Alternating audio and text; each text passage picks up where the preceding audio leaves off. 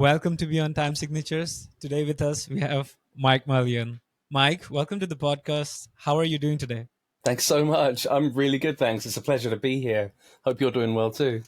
I'm doing well, man. I'm so excited to have you. Um, I just want to straight get into it and ask you what was your first known memory with music? It's that's a good one. It's a weird one. It's singing before being able to talk. Actually, interestingly enough, it was it's something that I never really understood. But it's yeah, my mum was a language teacher, and so she taught. She sang a lot of songs to kids to help them begin to learn languages, begin to learn music and language all at the same time. And yeah, that's kind of like my first memory. So at first, I thought it was just kind of, and I think they thought it was always like tied to just being a musical gift.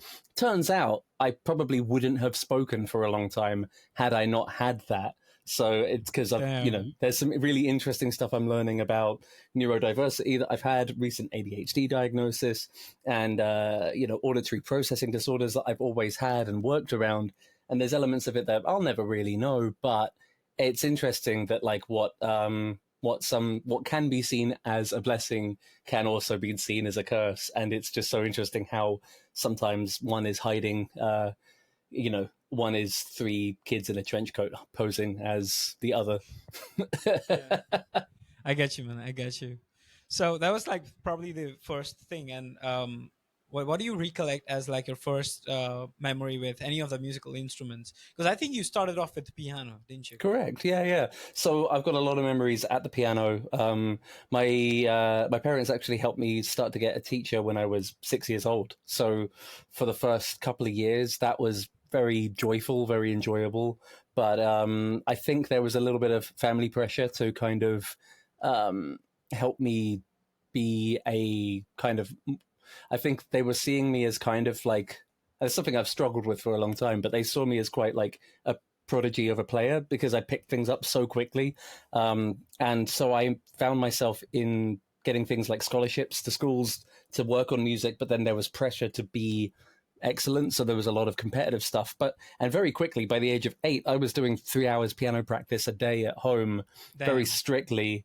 And also, not being allowed to stand up, but like in between, and I would feel like I needed frequent breaks. The ADHD diagnosis is a thing since back then. So like practice is it shouldn't be a traumatic thing. And I don't want to say that something, we're jumping straight into the deep stuff.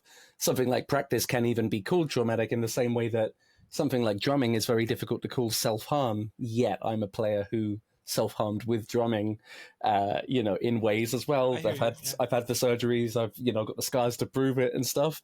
So it's like it's a really interesting way to start the whole process off, like talking about it, because my early memories, while they should be the joyful ones, they're the ones that they hold the most stress to me. The more I work on it, the more I unpack it, the more those memories come back. So actually moving from piano to going rock and roll metal when I was like, hitting puberty and just being like, fuck this noise. Just getting straight into all of that and abandoning the classical roots entirely.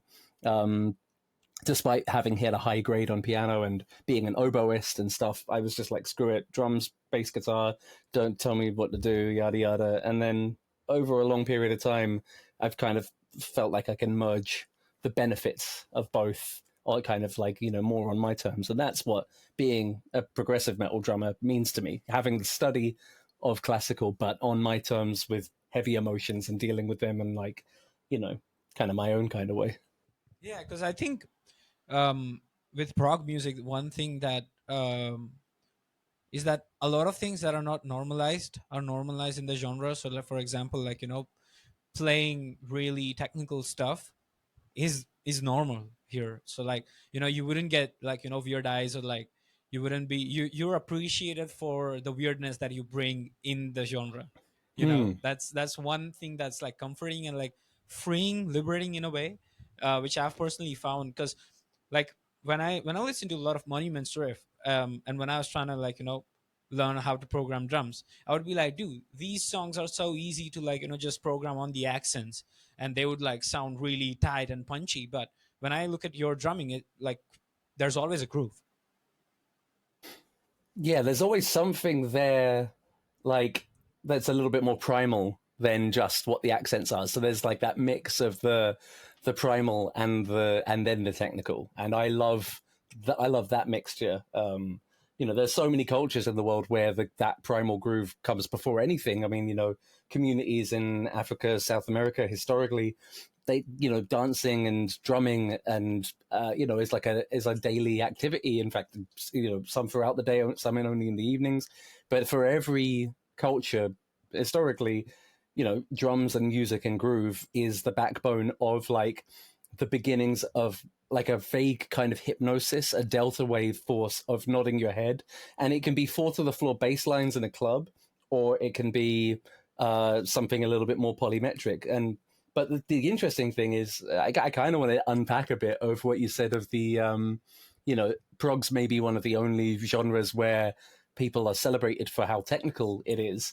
I would counter that with like, there is like active, obsessive music, and then there is passive, relaxing music, and then there's there's like stuff to completely unwind to. And if we go to the absolute furthest end of it, the most relaxing thing would be like what we heard when we were in the womb, or pink noise, heartbeats, things like that, or just straight sine tones that you sometimes see on like ADHD TikTok nowadays of like 800 and whatever hertz, which is probably just the fact it's a singular frequency to focus on with nothing else is like the main reason it works. And on the other side, you have Djent, you've got progressive metal, but you've also got dubstep, you've got crazy jazz, you've got like and you've got everything else. Then you've also got like the whole classical and minimalism thing of musicians like Steve Reich, who've then found ways to do the original polymeters, but yet the genre is called minimalism. So it's like how it's an oversimplification, I think. But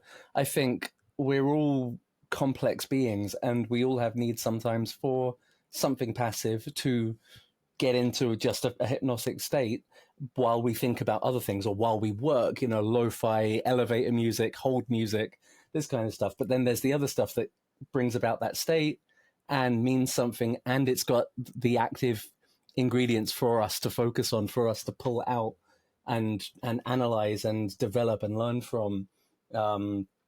Some people prefer only one, some people prefer only the other. Most people, they like a little bit of all of it. And for a lot of people, the intense stuff is just too intense. But where metal's different is it's got the screamer, So do you, from what I understand, most of your practice happens when you're off the kit and in your head and stuff like that? Yeah, fully. Yeah, so I get you. I kind of, like, it's like, and even since being medicated, it's like the ideas I get for what I will do on the drums or on another instrument, because between piano and bass and guitar and drums, bass is actually the one I like practicing the most. And so it's the bass jamming that brings the drumming out, but it's also it's maths in any form makes my drumming better. The ability to do complex mathematical puzzles helps my ability to hear complex mathematical time signatures. But my ability to juggle one thing at once in general at a different time scale of something else and analyze anything actively about how they relate to each other helps polymetric music. And I think polymetric music helps analyze different things in your life at different cadences as well. So let's take one cadence, like you wake up every day, you go to sleep, you've got a circadian rhythm, assuming you're actually staying in the same place every time. You've actually got a fixed, you might have a routine, whatever, but then other things are going to happen around that have different cadences. For there are biological things that happen, there are social things that happen. That's what I love about the complex music, is it lets you see very quickly one emotional idea related to another one in a way that is irregular. So like one rotates at a different speed to the other, and that means that the repeating point, or just any part that has any emotional significance to you as it cycles, then like it'll cycle to a different point there, and then so that meaning will mean something differently. It could be like a rhythm rotates differently to a melody, and or a melody rotates differently to a chord, or all or any of that kind of stuff. And it's that modulation that makes this music so powerful to me, is because if I create an emotional attachment, if my heart if I like resonate really strongly with a particular moment in a melody, like the way attention resolves, to get that at different perspectives rhythmically is a just a it just scratches an itch that like nothing else does. But it's got nothing to do with how complicated it is, apart from the fact that it has to be complicated because it's polymetric. But it's more to do with how powerful the message is, how well formed the song is, how well the tension and release is designed, and The then depth of the finally, song. yeah, and then finally how well does it execute those moments. Does it deliver them in the right time to make a story make sense in the same way that a movie would, or whatever? It's like how it's just a beautiful art form, I find.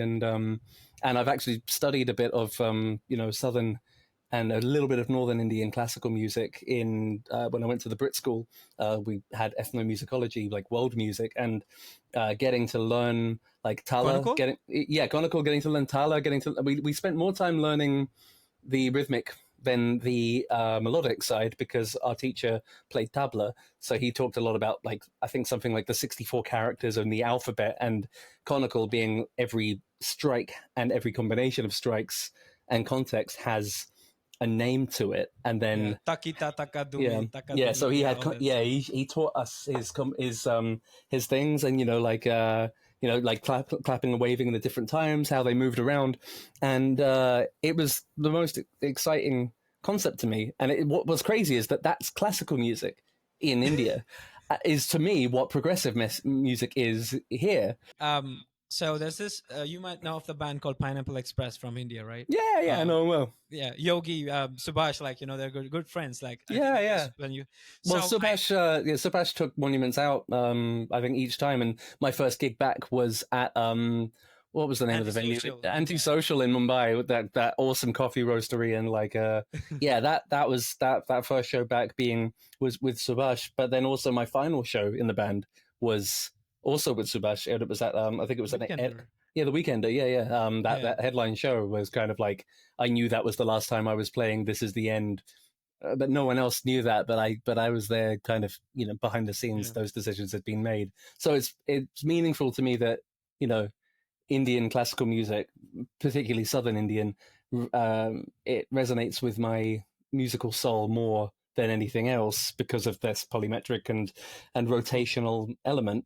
And yet, in my second time around in Monuments, before and after in Stasis, um, it was both times in India as well. I find that, but yeah, Subash would show us any new Pineapple Express, and it would be awesome. And yeah, Yeah. the guys are wicked, and it's good stuff. Yeah, I was in the front row for that show on Amazing. that night. And the second thing I want to say, that the reason why I bring Pineapple Express up is that I had Yogi in the podcast. So the thing that you mentioned about, like, Carnatic music sounding progressive in nature just because of the nature of, like, how the rhythms function. That's exactly what I asked him, and he said that like, his definition of progressive music was the flow and, like, no rigidity, but as it so happens that in classical Indian music you have ragas and you have scales, and, like, you go through different ragas, which are, like, modes of a major scale, or like an harmonic minor scale and stuff like that, and you would go through those modes progressively throughout the course of an entire concert, and in the that scale is, like, where the creativity comes in. So, like, it's very rigid in terms of, like, what notes you can use, but like, the limitation drives the creativity in southern Carnatic music, is like, so that's why, where he said that, like, it might sound progressive because of the rhythms, but it's more rigid than what progressive music ideally is conventionally is, which is fluidity and, like, no rules and stuff that. Hmm. Well, that's interesting as well, because as you're saying it, I'm thinking about what rules I've, in my long, like, wonderfully long analytical career of progressive music and the whole Djent sphere and everything. I feel there's an incredible amount of rigidity inside it. It's I'll just agree. it's just hidden rigidity, and it's more like cryptography has systems, but to the untrained eye, it looks like random gibberish. But yet, Yeah. you're more likely to create patterns type with monkeys on a typewriter. You're less likely to create things that look like cryptography than you are to use actual cryptography, because the system is just so different. I mean, that's a crazy example of it, but like what I'm kind of dedicating my what I've always wanted to dedicate my like kind of creative and professional life to, and what I'm actually doing now is and focusing on it more and more, is to show what these systems actually are, to those who can't quite yet hear it, because I've got the benefit of the wealth of having played for and learned and played for so many artists, that I've analyzed so much of it, and now I can categorize what I'm hearing into a certain kind of system. And it's the only time that I ever find something new is when someone who didn't know how that was being made, but is trying to emulate the sound of it through how they think they're going to get there. That's the more complex stuff to learn. It's from the artists who are less, who've been doing it for less time or have less releases, who want to make that sound but haven't had any kind of training. And there's also there's no standardized training that exists for it either, which is crazy. It's like everyone's just trying to work it out themselves. So I'm really interested in, and I have a whole system that I feel like I understand natively, and I'm slowly testing the process of showing the standardization of what equals a Djent riff, and then further more than that, there are like things that Tesseract will use more. There are things that Meshuggah will use more. There are things that Monuments use more. There are like, and some of it's in relation to just how many times is one motif repeated before a wild card comes in, and then Yeah. is it an ABAC or a double AB double AC? These things that are used in classical music as long phrases, not just phrases, but like structures of songs. These are microstructures of micrometers of 5/16, 7/16. These little parts. And it can all be broken down into that and then reciprocated through a new language, which is way more like the speed of spoken word, in terms of how long everything takes to happen.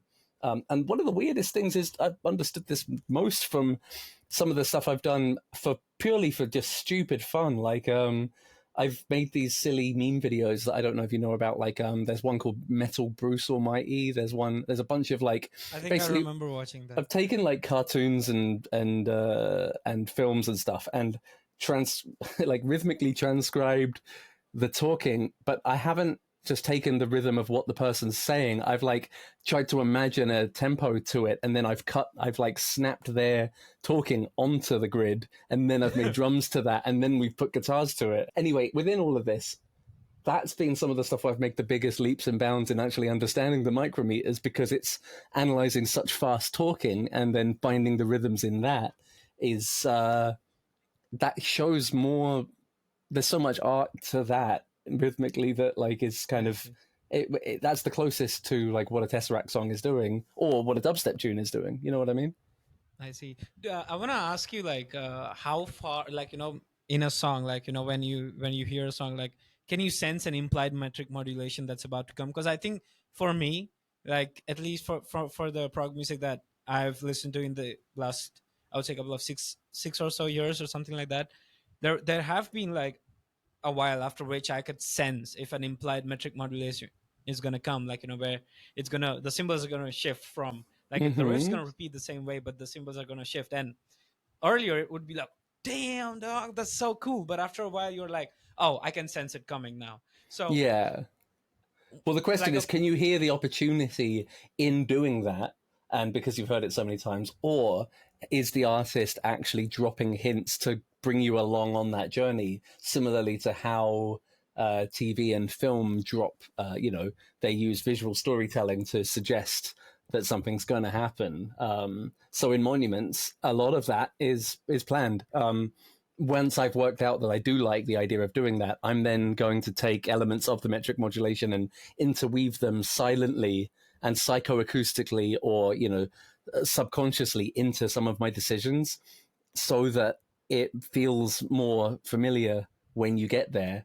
But then the actual, if you were to do them back to back, it would be obvious. But when you separate them and then have another musical flow of like kind of again triangulating, going around a few different ideas, I think a lot of Tesseract with this is like, the first time that you hear I think it's is it I'm thinking of one It's of a the tunes. nocturne, I guess. Yeah, I'm thinking of Juno, I think, as well. Yeah, Juno's too. Is that Juno? Or I can't Yeah, remember. that's Juno. That's Juno. So Juno is the most interesting one because at the beginning, that feels so right as it is. Then it goes to a verse, then it goes around, and it does the chorus again, and then it hits in the modulation, which feels weird. But by the end of it, it felt like you were always there the whole time once it's gone through that process. So you've got like, version 1 in its original sense, then the faster modulated, and the fact it's sped up means it's more exciting, and then the last one where it's basically exactly the same and yet feels so much different. And if you were to play the three of them in a row, you get very little emotionally. It's when you space them apart, and then do you then suggest things in the riff? Is the riff itself telling you it wants to modulate? Like these little pieces, like it kind of reminds me of the Beat Scholar advert that I made that one time with the down, whatever it was. Like it's these little pieces, but like that in itself is like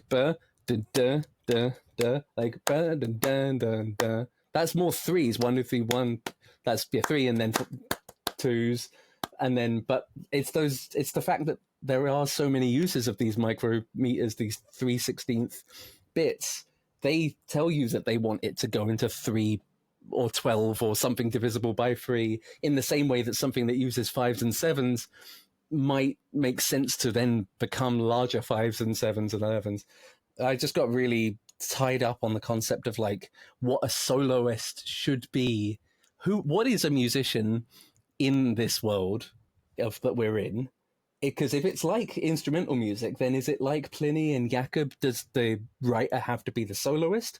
My solo chops aren't very meaningful. So should I get other soloists on board? And that's what I did. I got Jacob from Disperse and as soloist doing an incredible, he wrote a part of it. He wrote the 11 part in the first place, which was like what made the song kind of come to life. And it was after working on that I actually joined Disperse back in the original day, after the first time I left Monuments. But there's so much identity about who that I'm still working out as like, who should be at the forefront of the project. Yeah, but then again, I know the answer. One of my favorite pieces of music is Yannick, made by Yannick Gwizdala, but it's a cover of Twice by Little Dragon, but that's not a bass song. It's the most beautiful arrangement of it. It's my go-to like PA or speaker listening test because of how perfect the Jojo Mayer drums and the sub bass. It's a beautiful, beautiful piece of music, and the whole Yannick Gwizdala album, The Space in Between, is a work of art for that. But I still have a problem with, am I enough? Do I have any value in this? Yeah, like you economically, you need to change the status quo. Like, yeah, but it's more like, do I feel like there's anything to give from me as a writer versus me as the drummer who helps elevate riffs and helps people understand them and show the different modulations, and then in the drums maybe suggest some modulations that are going to come up, from all of these things I've studied. At what point does my artistic voice have any relevance? And a big part of that is just there hasn't been much room for me to grow as a human, I haven't given myself any room to have preferences. I don't even know what my favorite color is. It's the closest thing is gray. Really? Yeah, I just don't know. Like I've been doing this for forever. Like I don't 15, 20 years. Well, no, I've been singing since before I could talk, so I don't have so whole life. So I'm like my first language is that, and that's crazy in itself. And then having so many expectations as a kid, it's like there hasn't been much room for anything else. So in a lot of ways, I've been trying to discover that the last few years, and that's a journey. So but part of that was like, I love seeing what artists can tell these stories. But ultimately, while I have my feelings, my experiences, and my emotions, I've been a human going through all of this. I've spent so much time focusing on what I'm doing with it, how I'm doing it, making sure it does well, making sure I'm not in the way or I'm actually helping it happen. Um, there hasn't been much time to kind of stop, smell the roses, or even pay attention to the fact that there's anything else around it. And that's, I think, why I haven't put it out, is that, like, if it doesn't have a narrative, if it doesn't have a meaning to it underneath all of that, then it's just notes on a piece of paper. It doesn't mean anything. So I've been waiting for it to mean more than just an interesting, musical puzzle. And I've been trying True. to, and that's why the first tune I put out is called "Sounds Like Fun." So I put it out because I was like, I'm not ready to put the other one out yet, and I just need to at some point abandon it and be like, nah, that sounds like fun, fuck it, out it goes. And literally, it's me just being like, having to develop a bit of a carefree attitude to, like, I have to abandon this thing because I've got to put something out. Surely, can't True. I can't I've got to start somewhere. So that's why that's kind of like the jumping off point. It's very experimental for me at this point, so it's going to be really interesting to commit, more to that, which is something I'm planning to do professionally as well. Be more of an artist, actually, as well as being the educator and session player. Try to turn the artistry and creator side into the top of the pyramid. But that's like, it's still a process of like, that's scary. I see. But I'm glad that you've come to that realization of, like, you need to, like, like, get preferences, or, like, just smell the roses, like you said, once in a while. And it's not too late at all. Like, No. it's not, it's just the start. I mean, how have you found, like, biking therapeutic? Is it therapeutic, Mm. or do you like it's fun? It's one of the only things that I loved doing outside of music when I was young, and that's why I'm loving it so much getting back into it now. I used to cycle to school through the woods. It just Yeah. brings about a jovial sense of, like, I see the world a little bit differently when I'm on that thing. Which was why it was so painful to have it stolen the other week. But it was amazing of my Yeah. friends and family to help me get a new one amongst a really difficult time. I'm like so grateful to them for that Shout out because Warner and Sam. yeah, shout yeah. Whenever I told them like I want to put a post out thanking you, they were like, "Yeah, we just did this for the internet cred." I was like, it was so fun. Obviously, they were doing it because they're amazing friends. And my mum and my aunt, they offered to help out wherever they could with it as well. And it's like, it's a more off-roading outdoor bike than the old one, which I had problems with because it was the only one I could afford. It had tiny little wheels, thin little wheels. There's no way I could do anything, in the woods. But I live near the woods. I've missed going around there, and like I still don't find that much time for it. But occasionally I'll take a little detour, and it'll take a bit less time, and I'll get a bit of more exercise. That will help the drumming. That will help my well-being, and so yeah, like I love how I'm reconnecting with that right now. Feels more like how connecting with music used to before it became a job, if you know what I mean. Probably very like, only a few things compared to a feeling of driving a bike down a hill, like, Yeah, yeah. so yeah, And and I there's very totally few get what compared you to like mean. going uphill as well. That's like why am I doing this? Word, yeah, exactly. I wanted to ask you that, have there been cases, or, like, moments in your musical career where loss of ambiguity about a certain concept has led to you being a little bit disinterested about that topics? For example, when I figured how to do metric modulations, when I didn't know how to do metric modulations, I thought it was the coolest concept ever. But when I learned how to do that, I just realized that, made like, it's all about taste, and doing it all the time, like, doesn't help at all. So I'm just wondering, like, were there any techniques where loss of ambiguity led to you being more realistic or less disinterested with the idea of Hmm. that concept? It's an interesting question. Yeah, I guess there's so much. There's a bit to unpack with it because there's the assumption that every thing, once you learn it, has the potential to then make you less interested as opposed to more, the more you learn about it. And I think that speaks to like us as in our personalities and what we actually thrive on, what creates a positive feedback loop of curiosity breeds realization, breeds more curiosity, and that's where we thrive in our zones. But for one person, that is in like the what someone else finds very mundane and disinteresting. For me, the metric modulations, give me more of them, but don't give me them all on their own, because again, it's how they help to show a story or make a feeling kind of happen. That's more like where I'll love them, and I'll love them more for the fact that they happen there. I don't have energy for them all the time. I guess, you know, it's the drummer, it's the connection to the metronome and the computer. You were like the know. Paul Scholes of all the projects you were. Maybe. I mean, that's very subjective as well, because, you know, I take a back seat with some of the, you know, the initial riff writing a lot of the time and stuff, you know, for whatever reason, because sometimes, you know, like Brown's voice in Monuments as a writer is just some of the most incredible things I've ever heard have come out of that. And then I've been like, what if that could be, what if we could like wait on that and maybe build a bit more tension and then maybe place that idea a bit later. And there's been a million times more where I've tried to do that and I've ended up making it worse than it was originally, so abandoning that idea and actually going with the flow and then falling more in love with that. But that, so does the metric modulation become disinteresting because it's like highlighting something else that's triggering something, and is it saying something about you, like something you've been through?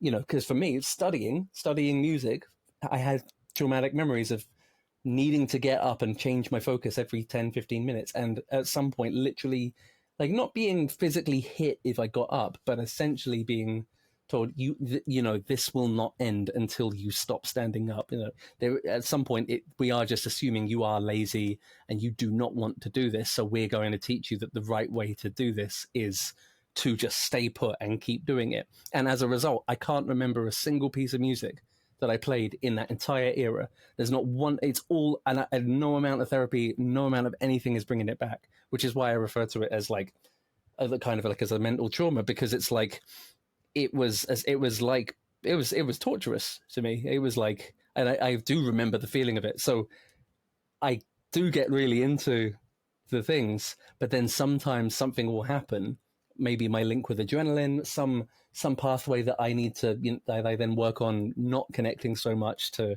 strengthen a new pathway, which, like neuroplasticity, gets harder the older you get. So the more you have to do it, the less time you have and the more time it needs, which makes more sense to make it a feedback loop. But then it's also like, you know, I guess the main point is, you know, it then becomes, that can then stop me from even being able to practice. And most of the time, the more professionally I do an instrument, the less I can enjoy practicing it.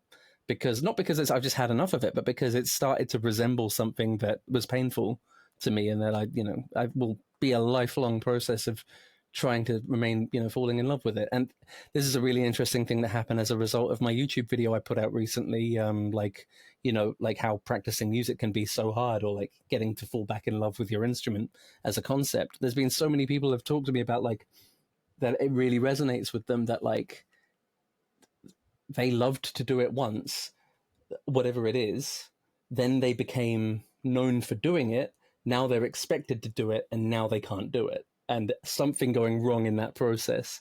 I find that, like, I can't believe that there are more people who've experienced that, because for the longest time I just thought I was crazy. I was like, you know, how could I love it and be good at it, love being good at it, love playing gigs, and yet not want to play gigs? You know, like how does that make any sense? You know, still working that one out, but hey, it's a process, you know. But that's a long-winded and all-encompassing answer to like, nah, give me more of the modulations. I'm always going to be trying to solve them as puzzles for fun. Like I like to do Sudoku for fun, because I like to strengthen that math process. You know, I know that if it's hard for me to do the additions and the subtractions that are involved in, especially like killer Sudoku, you know, to work that out, then that's an opportunity for me to just go, don't worry so much about thinking it's hard to do it. Just try doing it, and it may get easier. And that's the kind of perspective I I've lost with music because of whatever I've been through and how much I've done it and the rest of it, you know. So what I meant by the metric modulation thing is like when it's a cliche, or like, you know, when you can see it coming from miles away, like, you know, you Right, yeah, know. it's becoming a cheap trick. Exactly, I yeah. got an idea of like no one else might think of it like this, but I don't know how much you've listened to the record, the Amanuensis by Monuments, the second album. That's the that I've listened, dude. I was listening to Horcrux a few Hell minutes yeah, before we. you're Yeah, never going to hear it the same again after this. But I just discovered doing some of my like Chris Adlerisms and Mike Portnoyisms, but I just discovered getting confident with playing groups of 5/16s in fills and then like working around that. That's where my love of fives was starting to come in, because that's what I was just so into at the time. And I worked out that there was a way to play like like, so a kick focused five, a snare focused five as a 10.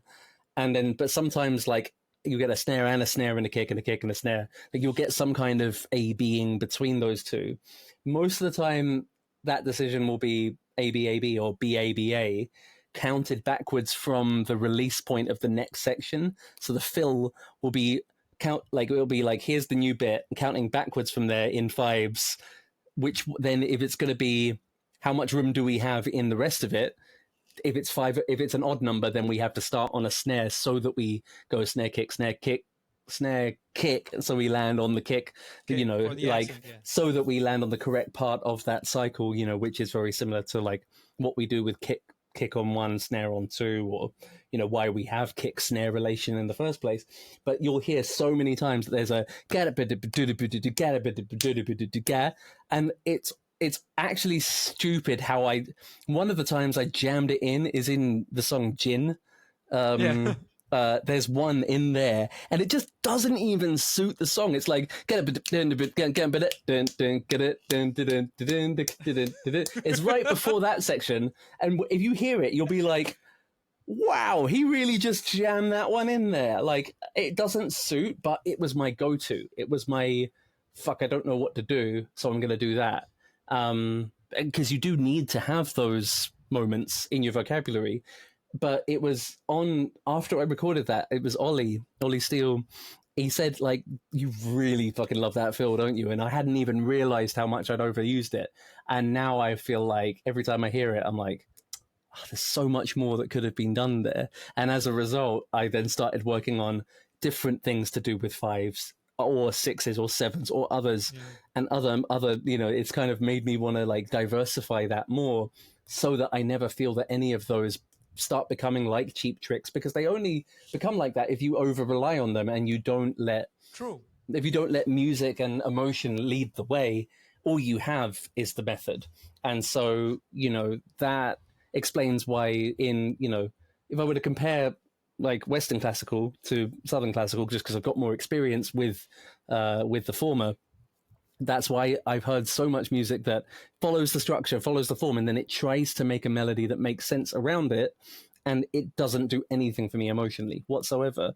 And I feel like it's because it's not necessarily because it's been limited to the form, but it's just it's a very in the box way of thinking, like, and that's what studying theory and studying modes leads me to make less creative decisions, because those workflows, they are like, yeah, let's make sure that we only do things this certain way as a result of the analysis, as opposed to kind of fucking around and finding out and then analyzing it afterwards. Or, but better yet, a merging of the two that is emotionally powerful and also technically advanced and interesting, that gives the musicians a chance to develop kind of sequels and continue to develop those parts on tour.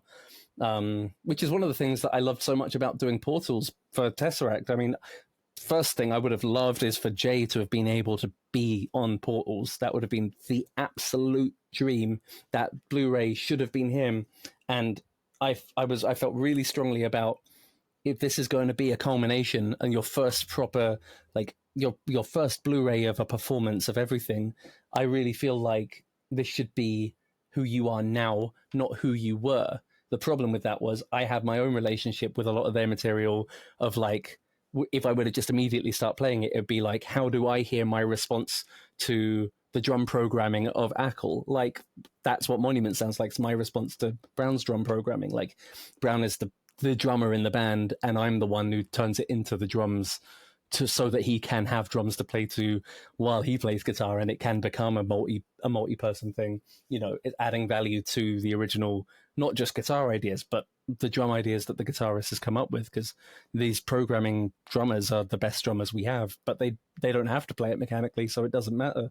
They're the ones who've made this genre possible, and their parts deserve that respect. But not only that, the journey of a band member's drummer who's then learnt that, then put in the time and the effort and done the tours, and even though there's now like really only two, I think, Tesseract records where Jay's been like truly, as far as I know, like very hands-on with, you know, Altered State with the programming, and their latest one, War of Being, yeah, as an actual acoustic player. Everything else is very much Ackle's programming. So it's like, but if I'm going to represent him, I'm representing the band's development with him. So I had to unlearn my own versions of it and study the you know, in fact, it was an NH7 recording that I studied, and they just played really well on this particular song. I got the multi-track on that particular set, you know, from maybe 2021 or whatever, just before COVID. Maybe it was 2020 and 2019, something like that. But it's such a sick performance, and it was like, I'm going to try and emulate that more.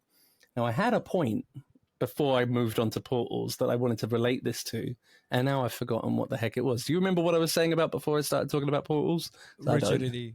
In structure. You're like, at Rigidity, overused fills, that's it. And like the ability to pull extra things in from that. So it was because then I got to learn more from what Ackle's go-to fills are and what Jay's go-to fills are, and how the two relate to each other, and then get to be Mike trying to be Jay. But then at certain points, you just run out of steam and you just need something to fill the gap, to prepare for like the next long recital of a perfectly executed run of accents that everyone needs you to hit every 16th note right on the money. And you just need to navigate something with flow of some kind, and you rely on your vocabulary of fills. So I'm so glad that, like, in Portals, yes, there are a few moments of that that I've gone for, but there's a lot more of other things as well, because I developed that. What I started to realize was those.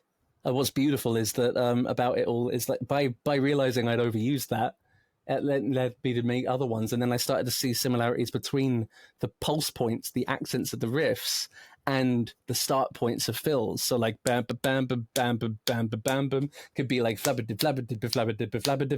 and then I was like, oh, this is the secret language of all chopping drummers. They're all playing these games of like things in groups of 3/4, 3/4, and it's not about how well they play what's in those 3s and 4s. It's about the fact that they can go on a journey of them and then come back and find an accent that does link in later. And there's no chance to that. That's all lots of planning, lots of, you know, whether they can express it or not. That's the magic of musicianship. And it's hardly taught, because I don't think there's many people who've spent as much time analyzing it. They've spent so much time doing it. Like they kind of know, but, it's like the best players I know, they're amazing teachers, but they do brush past the fact that like they put in the time to develop systems of polymetricisms, of micrometers, and the interlink of those accents to those fills. Because it's in Toto, it's in Genesis, it's in, you know, Michael Jackson stuff, it's in everything, and it's in progressive metal, because there's just so many more of them. And then you've got metric modulations on top of them, and they're all really useful. But again, even if you do cycle across all of them and you've got no emotional basis, no story to tell, no journey that evokes something that in you and others that starts somewhere and goes through cadences of tension and release, long form delta wave things of, you know, moving forwards, moving backwards, resonating, a little bit of a kind of a bit of a, like, I don't want to say hippie mentality, but a bit more of a holistic and spiritual mentality of like, we talk about things resonating emotionally, but we, you know, actual resonating and nodding to a song and, you know, the Earth going around the sun in a year. They're all cycles of different forms. They all happen at different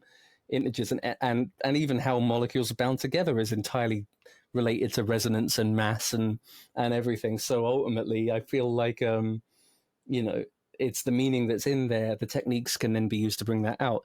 Where it gets difficult is that there are so many bands who are trying to just sound like something that will make them successful because it's got the technicalities in it, and then they use the technicalities, but ultimately you've got a driving force in the band who's trying to be an appreciated musician and have that status more than they're trying to tell a story. And that's where I feel like you hear the techniques more than the music, because ultimately it's the workflow that inspires the outcome, and the idea of the outcome is very hard to imagine. What is easy to do is to create a restriction.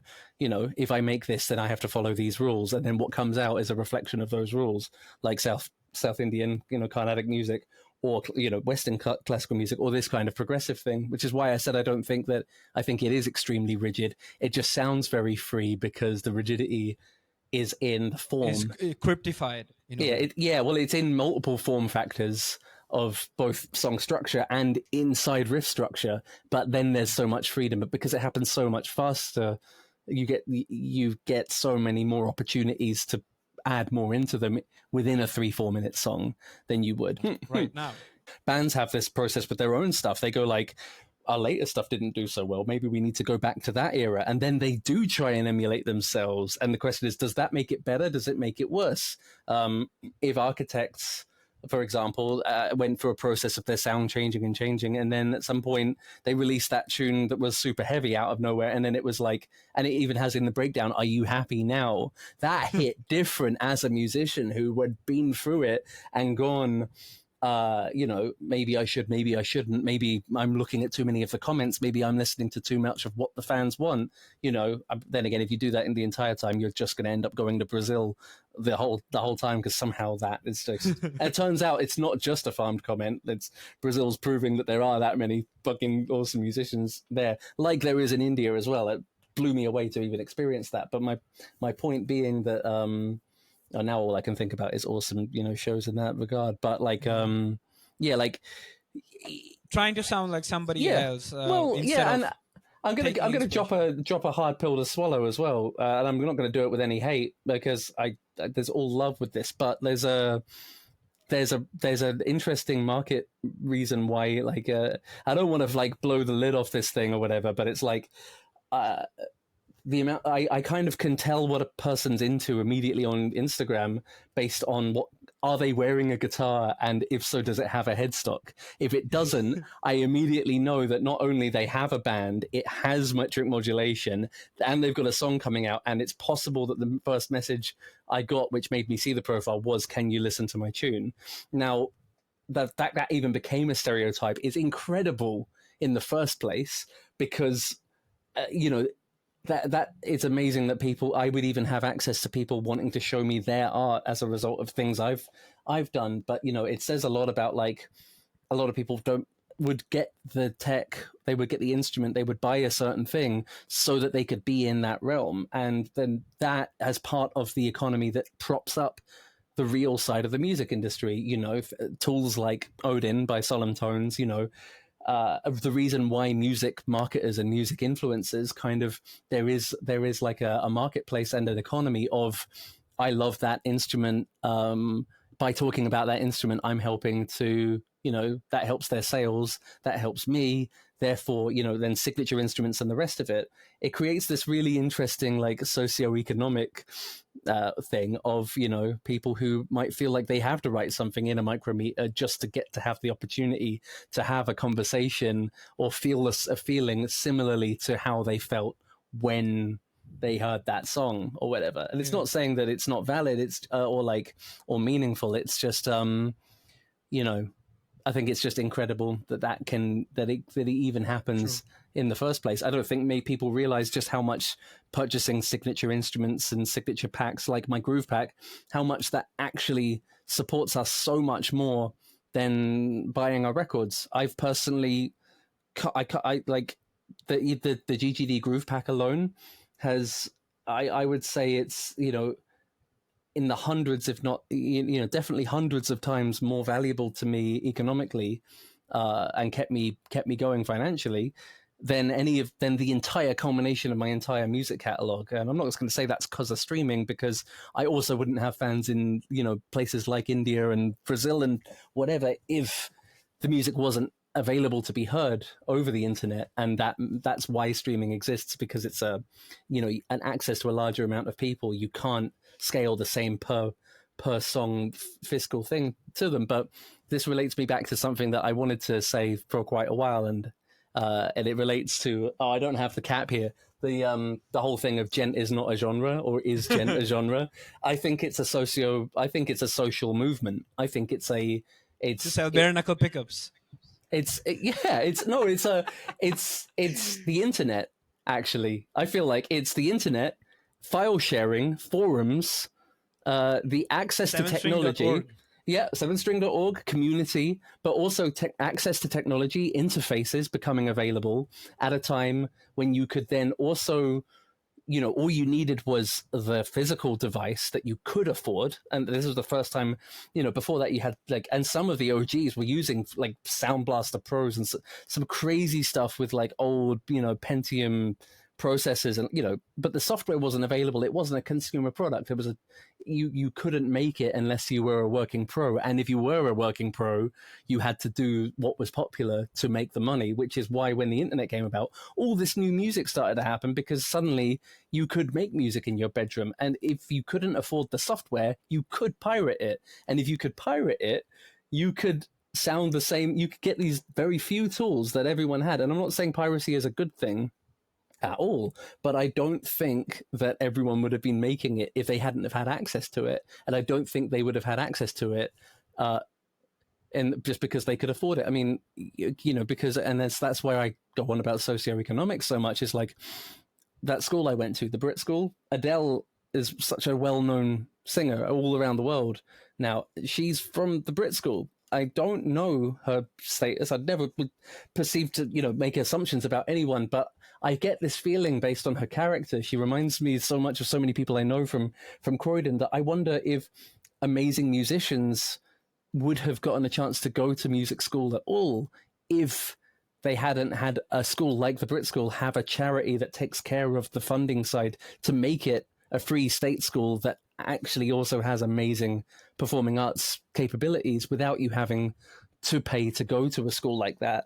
And the fact that it then existed allowed people who otherwise wouldn't have had access to it to have access to it, in the same way that if people couldn't download that and that, and only buy one piece of tech, and then suddenly you can now make this sound that you can also share to the internet and talk about, I don't think it would have happened at all. Because that's why Bulb and Periphery was so powerful, is because I then could discover Meshuggah, but then I wasn't as old as the people who, and I'm not saying they're really old, just a few years older than me, the guys in Periphery and whatnot, but I was the young one hearing what they made. Even 2 or 3 years difference, makes a lot of difference, because you were consuming so much in that early time that even the 3-year, 4-year gap sounds like a 10-year gap. And since that boom of the internet and everything, that gap's gotten smaller and smaller.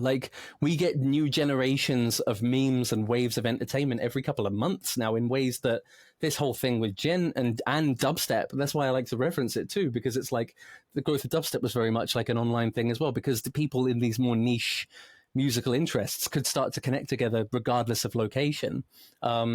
And that meant that I could join a band with people who liked polymeters because I loved polymeters, and I was nowhere near any of them. And it turned out I had to go up to 150 miles to across country to even get in a room with these people. But we found each other through the internet, and I only learned this stuff because I liked the idea of playing it, because they'd made it.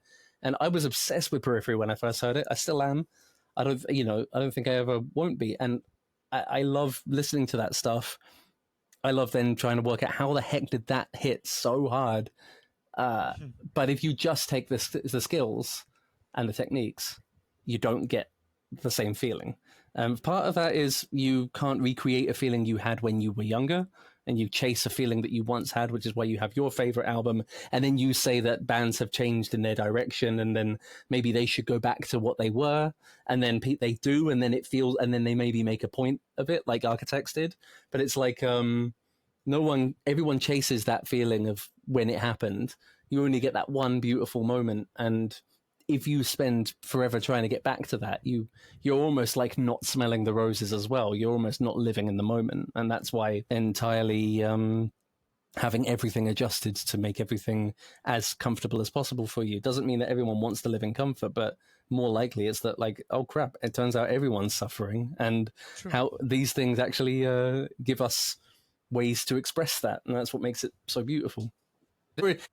And that brain fog stuff's serious, man. I can't drive when that stuff kicks in, and it can be literally down to me eating the wrong thing. And it's anyone with a chronic illness, anyone with long COVID, anyone with fibromyalgia or whatever. Like, I can't believe how much harder it is to just. Sometimes you don't even have the energy to like do anything more than maybe make one meal, and genuinely there's nothing more in the tank than that. And that's a horrible thing to get used to, especially when everything is related to making money to keep lights on and everything else, and then benefits and welfare and the rest of it. But anyway, there are people who go through that, but the music is something that they have, and then it gives them the strength to go forwards, and that's just so beautiful. All I wish is that I could make more meaningful connections with them, that I can help them more with their music. Obviously, like while I'm working professional ways as an educator and as like a kind of a nowadays more as like a band coach or someone to help people program their drums a little bit better or improve their communication between guitarists and drummers, rather than like speaking in tongues and guitarists only talking about the numbers of what they play versus the drummers' numbers of what they hear versus where the click is and stuff. All these things, they're like, that's just the world that I feel the happiest when I'm in. And I can't feel that without other people getting in touch and saying, hey, I loved what you did, in a way that allows me to then respond to them and say, that's amazing. Like, and then we can get into a conversation. Maybe they can show me what they've been up to. I can listen to it and be like, that's so sick. And maybe they don't understand how happy I would be to get to listen to what they've made and then get to be the educator who educates them on their terms, because I never had a teacher who could or wanted to teach anything periphery related to me. When I had to learn that, I was entirely on my own. Like there was no guide to that. I didn't even know that programmed drums existed. I didn't know drum samplers existed. I thought that was the sound of the player, which is why I trained my legs to play as hard as that, to sound like that, because that's all I thought that there was, And Misha, who now is, who is the influence of it, when he found that out, he couldn't believe it, and he makes GGD with Nolly and everything, and it's like he talks about that and he finds it so funny, but I had no idea. But ultimately, these are the people I want to spend the time with, and when I played gigs all the time and I toured all the time, I met them, but we got 5 seconds at the merch booth and there's no way I could get to listen to their song. I'd be stolen of that opportunity every time, and that's where I realized I don't think touring's for me. I'd rather actually be able to spend the hour working on it with you, either in person or online, because I get such a kick out of teaching someone something systematic, but through the medium of the music they're interested in, like learning the song they want to play while working on a technique that I can see, like I can remember going through that, or I can try and find a way to help them with. It's like, there's something so meaningful about that to me.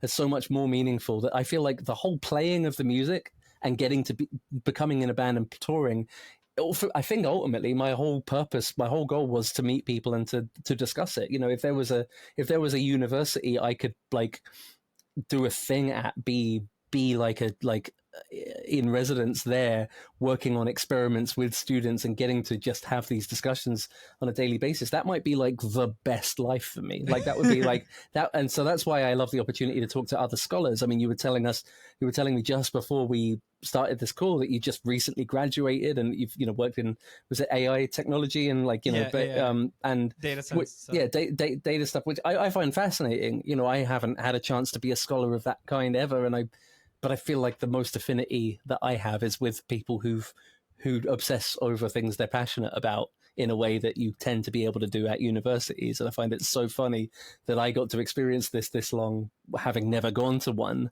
And, you know, it makes me want to it just makes me want to connect more with people. So it's, there's kind of a, an idea here that I'm thinking like I'm going to just push for that more than I've been doing as a session player. Like at one point I decided to leave Monuments and just be more of an anything, but because I felt like it got me so close and yet so far, there's now a point where I'm like, you know what?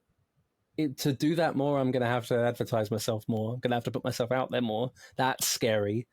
But then look at everyone who's doing this now, having listened to this stuff, and now it's so much harder. You have it so much harder, anyone who hasn't already developed a profile, to develop a profile nowadays than we had when Facebook was brand new and MySpace was brand new. It was like there was no algorithm to compete with because it was an uptake time, and up until a certain point, the demand for them was to have the user base to then be able to turn it into a product they could sell. But now it's 100% the other way around, and it's an upsetting situation, but it's also an opportunity to stand out. And people don't realize that trends aren't necessarily to be analyzed entirely and to follow. It's like with music, you know, adding a metric modulation isn't necessarily going to get you fans. The suffering creative who wishes their voice, you know, could be heard, because no one's emotional voice is less valid than another's. It's just some people can't practice because every time they try, a neighbor yells at them, or their parents yell at them, or they don't have a space they can play the instrument they want, or something's happened where every time they try, a voice tells them not to. And the only difference between me and them, you know, could just be that my parents had a piano for me, and they sang to me, and they let me learn at a young age, and like that could be like legit the only difference. It might not be, but like, you know, that's why in some parts when people say like you changed me with that, I'm like, that's so great that I did, but I genuinely don't think I'm special, because I just think I've hit fortune, and I've found a feedback loop that works with that fortune, you know, in my situation, who I've had around me. Obviously, no, and it hasn't been an easy run, and loads of things have been really, really, really difficult. But also, like, you know, I have empathy, such deep empathy for those who don't put their emotions first as well, which is why I love to teach them. I love to give them that eureka moment. I love to say, your idea has validity. Show me that demo you're embarrassed about. Let me show you how it is so good to hear that. I mean, and on that note, you know Snarky Puppy, right? The jazz group. I've recently learned this incredible thing, and that's that Michael League, the bassist and the band leader, his demos, they sound terrible on purpose. Psychology is, if he made it sound really good, then his players would play what he wrote.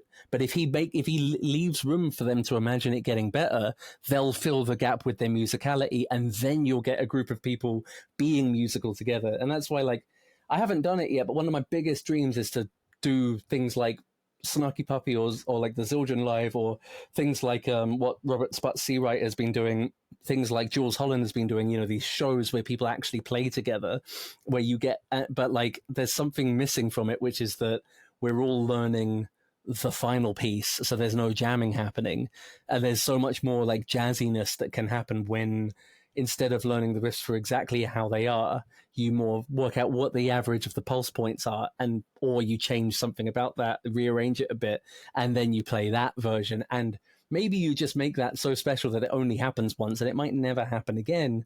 And then you might just have the recipe for something that's like really fun. So since I was 14, I've always wanted to make a show that's based on musicians getting together and playing arrangements of these kinds of music that would never happen again. I'm getting closer and closer to actually understanding how to make that. And I'm getting closer and closer to running that show and being that artist. I envy the amateur who truly is in love with their playing. You know, the French word amateur is to do it for love, you know, and the amount of times I have not done it for love, the amount of times I played myself into the floor and hurt myself trying to be good enough, that it got me so injured. You know, I'm like, how did being an amateur become something to be mocked versus being a professional? Like, how it has things to do with the schooling system. There's this book, The Music Lesson by Victor Wooten, and it's the best book in the world. It talks about how people should learn music like how babies learn their language from their parents. It's like they're jamming with the pros, but in schooling we have pros are in university only and beginners are in babies class, and babies are not allowed to hear the words of professionals. They only get to hear the ABCs. And yes, that's Right. fun, but sometimes you need to hear a bit of Lamb of God or Meshuggah to know that you have something to aspire to. True. And that book, The Music Lesson, it creates a relationship between listening to the music and then trying to mimic it the same way that a baby hears the parent talk and then they try to mimic it. But the difference is the music is singular and finalized and it's not I see. dynamic.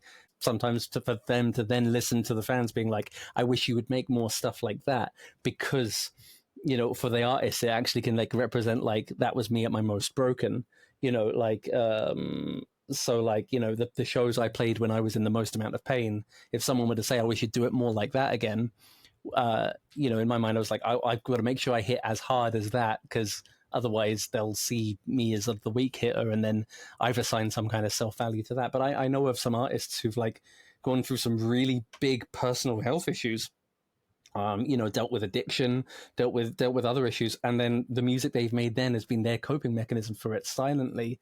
And then people have said like, I wish you would make it more like that again. And that's so sad for that artist. They have to bear that burden to not tell that story and keep that private. They then have Put to on a hear, smile or like yeah, yeah, I wish you would. I wish deflect the you would make that conversation. stuff when you were at the lowest point of your life.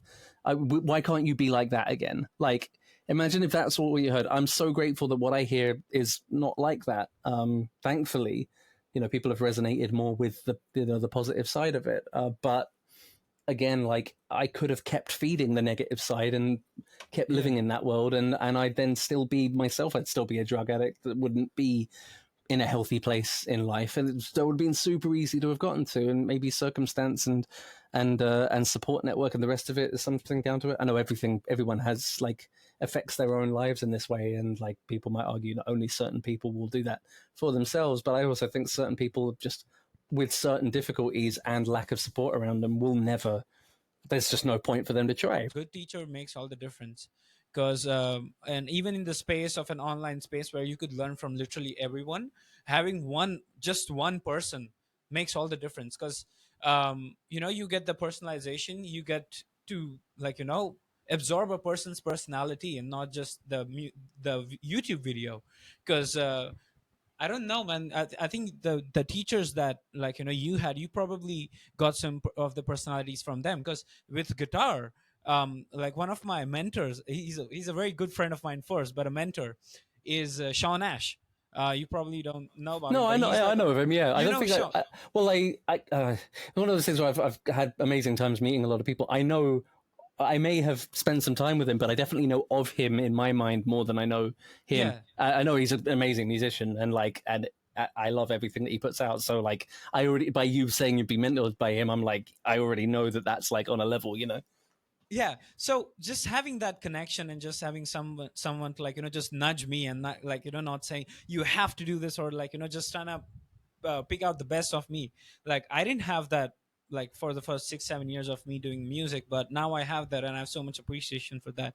And I'm sure like so you have so many perspectives, and like you're so analytical.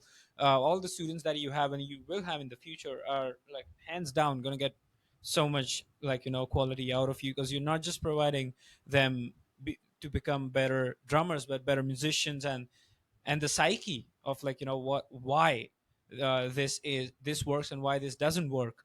I think that's more important, because like at the end of the day, like you can teach someone how to play a shuffle groove, but to ingrain that mindset of one when to do what instead of how to do what. I think working professional people who teach, I think they're the best people. You know why?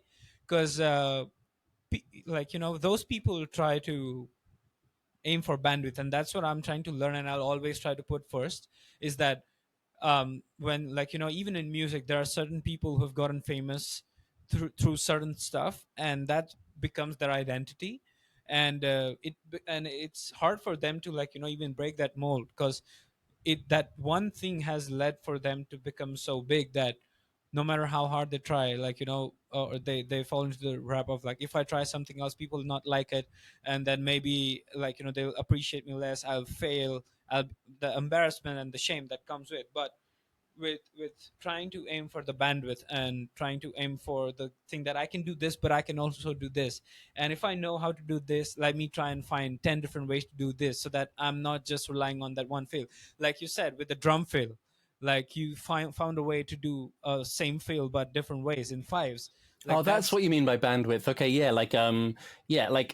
almost like vocabulary, like how literate you are with like how many options do you have and how much grammar do you have? Like how many things and how many ways of applying those things are in your arsenal. when it's something so deep, you're deeply connected with, which is music.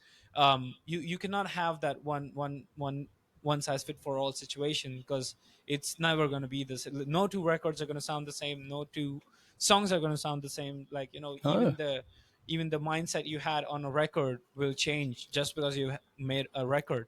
yeah. And that having that bandwidth of, like, I can do this, but I can also do this, helps just being more fluid, is what I feel. Massively. That's a great perspective to have on having seen that from different teachers and different professionals, and understanding that like why it is that the pros, they talk about the toolkits that got them out of the sticky situations more, because you remember the sticky situations way more than the good gigs. Like you'll remember the ones where you made the mistake and you somehow got out of it, or you didn't get out of it. They're the ones you'll remember. They're the ones I remember on tour. I don't remember the good shows. I'm excited for the mistake so that it's an opportunity for me to get out of it in an interesting way. And then that becomes part of the, then I'm happy to get distracted by looking at what people are doing, looking for the faces in the crowd. Like I will have scanned out. And I think that's why I recognize you in a way from, other than just having seen your picture from you originally asking me, is that like, there's a memory somewhere in there, I'm sure of it, of me seeing your massive smiling face or you singing along. I seem to, there's something in there. It's a very, but like then if I see that and I'm like, I wonder what he does. And then I'm like, oh shit, what do I play? And then it's like, great, cool. The next accent, I'm now off script. The next accent's coming up here. What have I got to get there? I started realizing it was way more about getting really good at like really comfortable with doing that so I could surprise myself. Then like you see the smile that I play with a lot of the time. If I come out of an accident with something that doesn't work, I then will try something that does work. And at some point it'll work and I'll go, wow, that was cool. Or like, holy crap, that sucked. But like, yeah, we're getting through it, and it's like it's not a natural thing, but it's like God, I really hope I don't ever become one of these musicians who makes a mistake and goes, oh, God's sake, I fucking suck at this thing, and then it's like everyone who came to see me is just like, this dude really doesn't like what he does, doesn't he? He's like, like it Because does it only nothing. gets awkward when you make it awkward, Right. But then I got stuck into that mindset. And like, I have to be smiling. I have to be headbanging while I play. And that hurt me more than anything else, because I have to I have to live up to the expectation I've created for myself, as opposed to, I remembering who I was and how I got there and everything around there. And I wish I could go back to 2013 me and be like, you can, like, you don't have to do that to be good enough. But like, when you grow up doing something. Anyway, there was a point I wanted to make, and I was so sure I was going to make a really good job of not looping away from it. But I think the ADHD meds are wearing off. But it was if I loop back and now I have to think bandwidth. about bandwidth, but more than that, it was there was a lot of things you said before you got to bandwidth, but I was like, okay, cool, we'll go. Teaching. Teaching. I love that you get it. You know what extemporaneous thought is. So what I was just going to say is that you've got. I also think that this is a good technique for helping someone remember something. Is just drop a single word that reminds you of what happened, so you get back to the context. I've noticed that helps friends who otherwise have always been like, I just can't remember what we were talking about.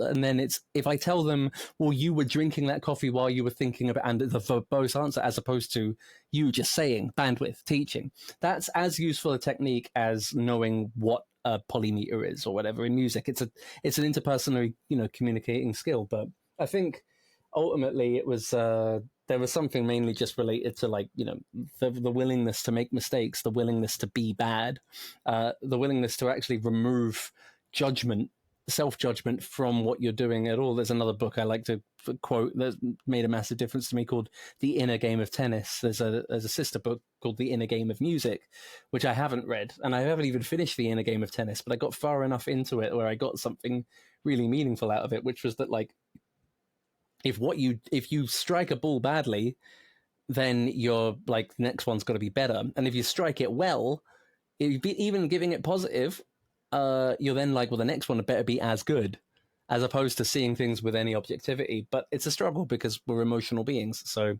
objectivity is a constant struggle. We have to, like, remind ourselves to live in that world instead of the, well, that person, maybe that girl smiled at me when I played that fill. That means I have to play that fill all the time, as opposed to that girl remembered something funny when she was, like, on her way here coincidentally at the same time I played that, and she's not even thinking about where she's looking because she's just looking at the stage. If you know what I mean, like the assumptions of the most basic of thoughts. But ultimately, if all you get from an artist is the output that they make and not the communication and the process of how they make it, you can't help but fill in the gaps with your own experience, which brings me back to why I love so much being that person who does it with people, looking bad in front of people. There was another Victor Wooten thing.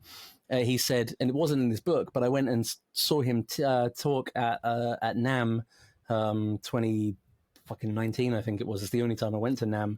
I dragged everyone out so we could get there early enough so that I could see it. We'd only just landed, all jet lagged as fuck. They're like, why are we going this early? None of them came to the talk with me, but he added on his ideas of the music lesson book to, like, apparently he was at Berkeley when he was a teacher there, or I think he still is, I'm not sure, but he was like a guest lecturer for another school, and he was put in charge of judging a soloist competition, and he was there all the students prepared their best solos, and then he was there to help them judge which one was the best. He was in charge of it.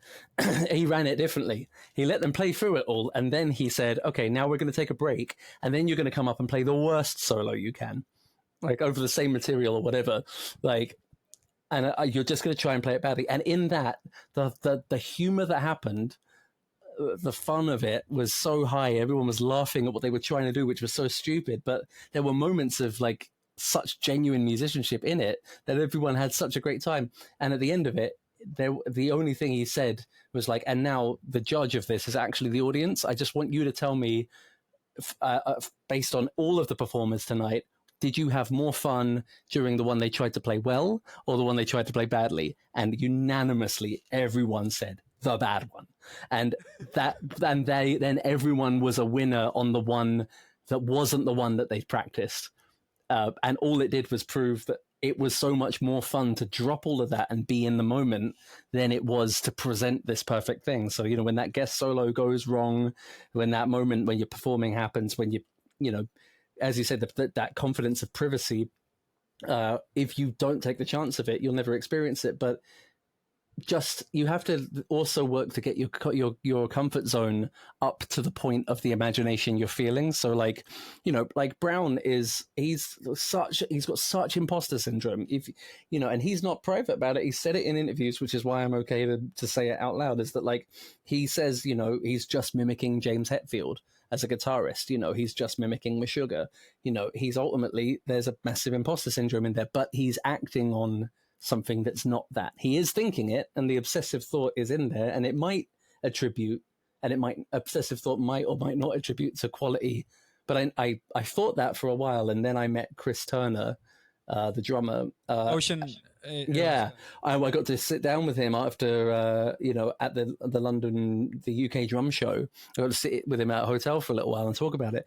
And it turns out he's not obsessively minded at all. He just does stuff, like, almost to a fault. He would say, like, and him and his girlfriend would say, like, yeah, I just, like, if I've got to do something, I just kind of do it. Like, I don't really worry about it. And I'm like, how can you get to that point and not be obsessive? I don't know anyone who can do that. That to me is rare, but that doesn't mean that is rare. It's just, that's not my experience of it. It's those with the obsessive minds that spend the extra time, for good or for bad, but that ends up meaning something. I found it so interesting. It, like, shattered my whole perspective on it, that, like, someone can be one of the best I've ever, and maybe the best I've ever seen at doing that acoustically, like consistently, and yet be so carefree. I was like, Mm. I almost felt like I was imposing on him, trying to have that conversation like I've had a million times about obsessive thought. And he's like, bro, what's wrong with you, kind of thing. And like he wasn't like he wasn't weird about it or whatever, but he was genuinely like, no, dude, like that's what it's like for you. Shit, no. There's a Monument song called "Empty Vessels Make the Most Noise." That was Brown and Nema's. I think like originally that was their idea of, you know, Brown's a philosopher in his own right, and it's like you know, so into all of that stuff, and you know, researches so much of that, and you know, it's a really poignant thing. You know, what inspires Brown to make songs is ideas like that. You know, like doxa as a term, because he's like really obsessed by an idea and has found a word that describes that idea really well, that will become the name of something. And that's why, like, the Amanuensis in the film Cloud Atlas, the idea of having someone who is is the one who scribes the actual creator's ideas, you know, like that's a really powerful concept, and that's why like the whole Very record is true. called the Amanuensis. So it's like, that's why I think, you know, I love that narrative can be, you know, such a driving force with all of this. And Yeah. well, I'm more interested in that than the methods used to do it, but I'm super interested in the methods because they can work with and the ideas, and then that makes the techniques greater than the sum of their parts. So sometimes, like, you know, riff salad is a term I know Brown used a lot. I love it. Yeah. You know, the song sounds a bit too much like riff salad. It's just like the riffs may be great, but they're not part of a story yet. And it's True. something I loved about Andy when he came in, is that he listened to riffs that were part of in like riff salad stuff that hadn't been developed on, or like Brown and Ollie hadn't found a way to make work together. But once Ollie had left, Andy listened to it and just went, okay, take that, give it a beginning, middle, and end, make it make sense to me, and then I'll throw a vocal on it, and then we'll go from there. And I loved that. It was just like, give me something that makes that makes that make sense. And it was in that moment that that record started to be born, and that's why That's so it's cool. called In Stasis, is because we felt stuck with it, because we had, you know, and I think it was because we were stuck in COVID. We couldn't get together, we couldn't play gigs, things were so awesome right before it all got shut down. We were so lucky to actually finish a tour before that got hit, before that all hit in, and then, you know, the feeling of being stuck with it, um, you know, which was kind of compounded by, you know, that member leaving. That was so difficult for the band, but ultimately I was so happy for Ollie to boldly make that decision of like, this just isn't working for me. But it made for a vacuum, made for an opportunity for like, I loved seeing Andy bring that out of Brown and bring that out of us. So like, I'm so used to like the old way of Monuments of like build an instrumental and then maybe add vocals to it afterwards. It was the only way anything ever happened. It had to be finished first before vocals got added. And that cut the vocalist out of the writing process in a way that I don't think I even realized it. Like, it assumes distrust to the singer to not be able to elevate it almost like, Yeah. Yeah. so it's, and you know, and I've experienced this too with bands that I've sessioned for. They've had bad experiences with other drummers, and then they don't let me just run with something because they need to check that the idea is going to be good before I do it. And in some ways, like, okay, that's going to change the outcome. That doesn't mean it's good or bad, but I then miss the opportunity to surprise them, which I thrive Yeah. on. So, but yeah. Man, I'll tell you, that's one thing that I learned working with a friend is that working with a producer, like, you know, changes you as a musician too, because like a lot of the times a producer will like, you know, bounce ideas, and a lot of times those ideas are genuinely good, but just because you have the demo itis and you have that very strong attachment to that fill or that something that feels so, like, you know, cool to you but maybe doesn't fit the song, like it's hard for you to let go of that, and then you start to, like, you know, project this image that maybe what this person is suggesting is not good enough Mm, because it's different from what I was thinking. But in reality, it's different from what I was thinking, but it's good, and on an yeah. objective level, because it brings everything together, or it makes more fluid, it makes for more fluidity. And I think Yeah. that comes back to, like, you know, our point of putting, like, you know, writing with technique in mind, or like writing with stuff like preconceived stuff rather than what the song actually needs, and all that Yeah. stuff that we talked about. For sure. Yeah. And it you know, as a parting point on that, that's why Mick Gordon is, and I love every producer I've worked with, you know, from Ramesh to Dan Weller from Sixth to George Lever on the Monuments thing to, you know, to everyone I've ever, you know, Nolly as a producer of session stuff that I've sessioned on for other musicians.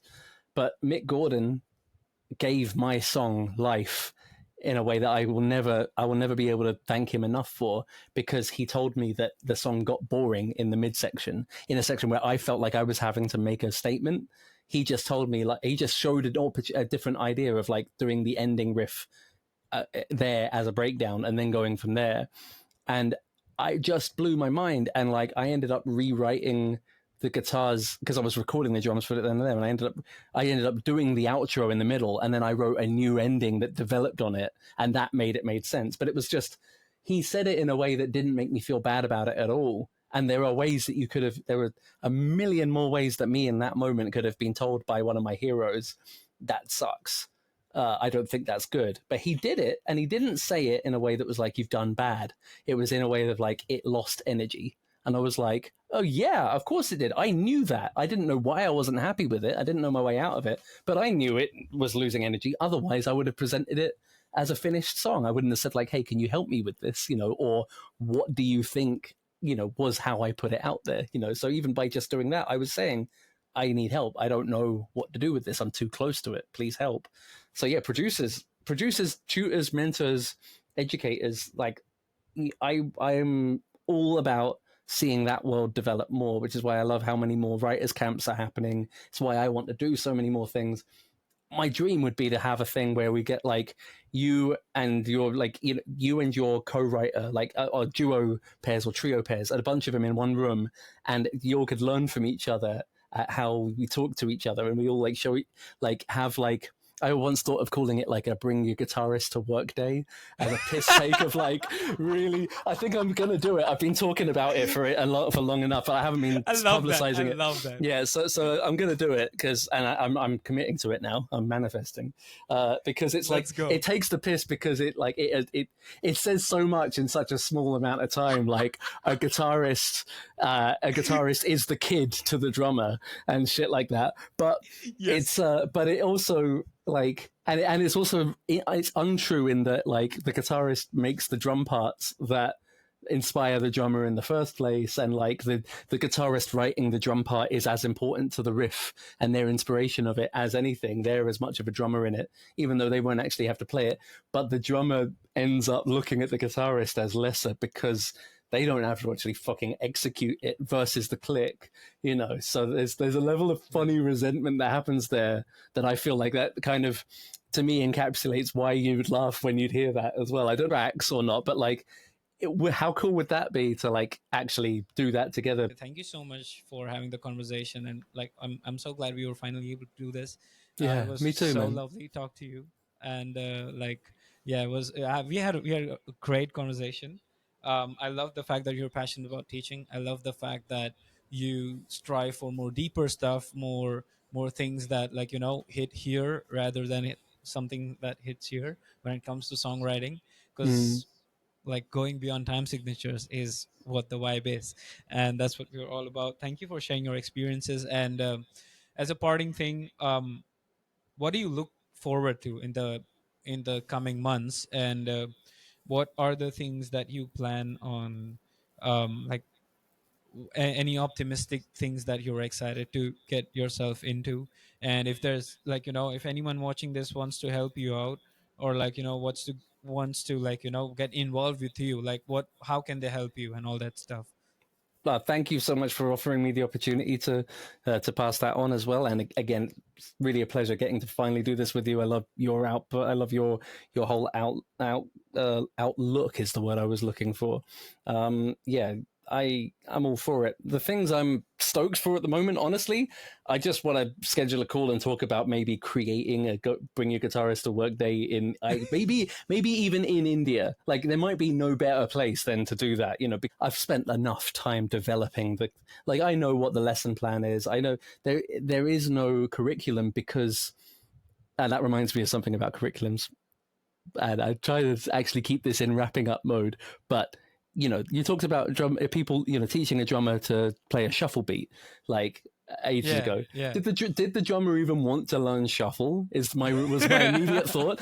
Asking the drummer what kind of beat do you or like want to play, and they present you something with shuffle. They might not know the word of it. You can be like, cool, shuffle is now on the curriculum.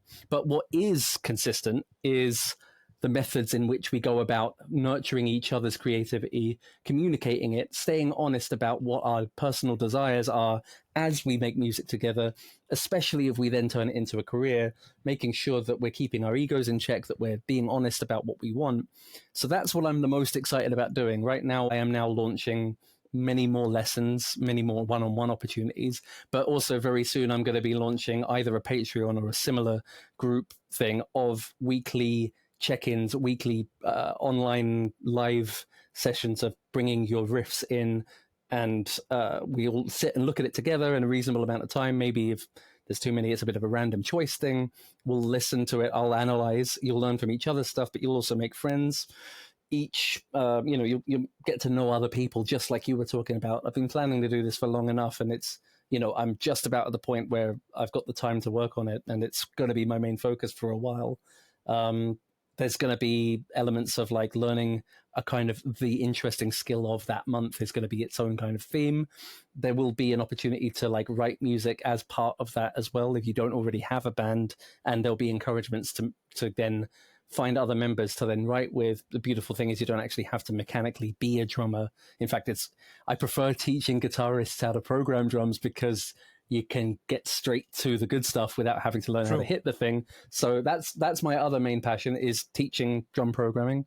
So that's why this is all going to be offered as in various ways, as different ways. So just to have a look at my whatever website it is that links out of my Instagrams or my YouTubes, because I don't really have like a website, but whatever I'm doing, it'll be very obvious what it is at that time. But if you want to support me with that, just tell me what you're up to. Honestly, in any way that I'm currently helping you to do so, then show me what you're up to. And if not, send me a message and say, I saw that and you said to send me the riff, so I'm doing it, even if it's scary as heck. Just like, and I'm not saying do that from a business point of view. I'm not saying like, come be my student. I'm genuinely saying like, I think it could be really interesting to hear more people. The more I do it, the better I get at it. And I'm always trying to find ways to make that easier and lower cost for anyone. And if that sounds like something that you're into, then let me know. I'd love to do it with you. I thank you so much, Prey, for making me feel like I can give this idea out with a focus and really I've never really expressed this side of my love for educating with anyone before. So thank you for making me feel safe to do that. Let yourself express yourself. Don't shut yourself down too soon.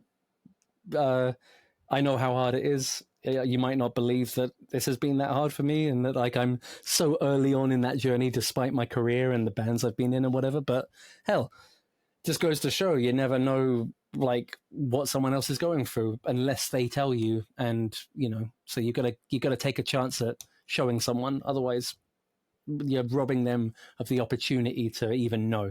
And who knows what will happen if you do. Absolutely, man.